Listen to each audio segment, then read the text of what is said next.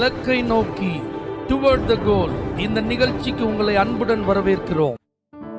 Praise the Lord. ஆண்டவராகிய இயேசுவின் நாமத்தில் உங்கள் யாவருக்கும் அன்பின் வாழ்த்துக்கள். 105ஆம் சங்கீதம் 2ஆம் வசனம்.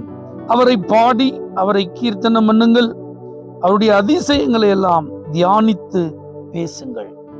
இந்த வருஷத்தை இப்பதான் துவங்கினது போல இருந்தது. இன்றோடு ஒரு மாதம் நிறைவடைய போகிறது. நாட்கள் இவ்வளோ வேகமாக போகுது பார்த்தீங்களா? இப்போ நம்முடைய வேலை, நம்முடைய காரியம் இதே பார்த்துட்டு இருந்தோன்னா நேரமே இல்லை. ஜெபிக்கிறதுக்கு, துதிக்கிறதுக்கு, கர்த்தரை ஆராதிக்கிறதுக்கு, அப்படியே சமூகத்தில் காத்திருப்பதற்கு, வேதத்தை அமர்ந்து தியானிப்பதற்கு, உபவாசித்து ஜெபிப்பதற்கு இதே மாதிரி தான் 12 மாதமும் இருக்கும். ஆனால் கர்த்தர் ஒரு ஸ்டாப் பண்ணுறார். எதுக்கு அப்படின்னா, நல்ல கர்த்தரை பாடணும், அவரை நல்லா துதித்து ஆராதிக்கணும், அவருடைய அதிசயங்கள் எல்லாம் தியானித்து அதை குறித்து நம்ம பேசணும். அப்போ இந்த ஒரு மாதத்தை முடிக்கிறோம். நம்முடைய ஜெப வாழ்க்கை எப்படி இருந்தது கொஞ்சம் யோசித்து பார்ப்போம்.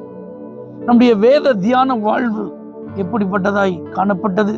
நேரம் எடுத்து வேதத்தை நாம் வாசித்தோமா? நல்ல பாடி விடுதலையோட கர்த்தரை ஆராதித்தோமா? குடும்பமாய் அமர்ந்து தேவ சமூகத்துல ஜெபித்தோமா? ஆண்டவர் நமக்கும் நம்முடைய குடும்பத்திற்கும் செய்த அதிசயமான காரியங்களை குறித்து ஒருத்தருக்கு ஒருத்தர் மகிழ்ச்சியோடு பகிர்ந்து கொண்டு தேவனை துதித்தோமா? நாம் பெற்ற நன்மைகளை மற்றவர்களோடு பகிர்ந்து கொண்டோமா? அதெல்லாம் யோசித்து பார்க்கணும். அப்படி பார்க்கல அப்படின்னா ஒவ்வொரு நாளும் வேகமா ஓடிட்டே இருக்கும். தேவனை துதிக்கிறதுல குறைபட்டு கொண்டே இருப்போம். இந்த அனுதின வேத தியான வாழ்வு தடைபட்டு கொண்டே இருக்கும். ஐயோ, நான் ஜெபிக்கணும்னு தான் நினைச்சேன், துதிக்கணும்னு தான் நினைச்சேன், எனக்கும் பாடி ஆராதிக்கணும்னு ஆசைதான், ஆண்டவர் சமூகத்துல காத்திருக்கணும்னு நான் எவ்வளவு முயற்சி பண்றேன்னு சொல்லிட்டே இருக்கிற மாதிரி தான் இருக்கும்.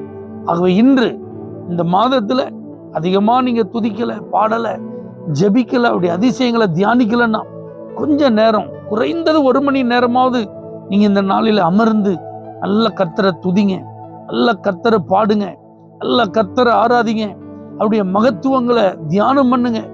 இந்த மாதத்துல உங்களுக்கு அவர் செய்த நன்மைகளை யோசித்து நன்றி சொல்லுங்க.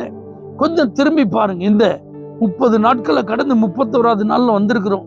இந்த 30 நாட்களில் அவர் நமக்கு தந்த பாதுகாப்பு, அவர் நம்மை பராமரித்தது, நம்முடைய பிள்ளைகளை ஆசீர்வதித்தது, நம்முடைய பொருளாதார தேவைகளை சந்தித்தது, அதெல்லாம் கொஞ்சம் யோசிச்சு மனதார ஆண்டவருக்கு நன்றி சொல்லுங்க. தொடர்ந்து இந்த காரியத்துல நீங்க கவனம் செலுத்தும் போது வரப்போகிற புதிய மாதம் ஆசீர்வாதமா இருக்கும். நல்ல வாக்குத்தத்தங்களை கர்த்தர் தருவார். எல்லா தடைகளையும் கர்த்தர் நீக்கி இருப்பார். புதிய மாதம் உங்களுக்கு ஆசீர்வாதமா இருக்கும். பரிசுத்த பிதாவே, இந்த நாள் நன்றி செலுத்தி துதித்து பாடி ஆராதிக்கிறதற்கு நல்ல நேரங்கள் உடைய பிள்ளைகளுக்கு கிடைப்பதாக இயேசுவின் நாமத்தில் பிதாவே, ஆமென். For prayer contact Pastor J. Kumar, El Shaddai Ministries, 9500252586, Surandai.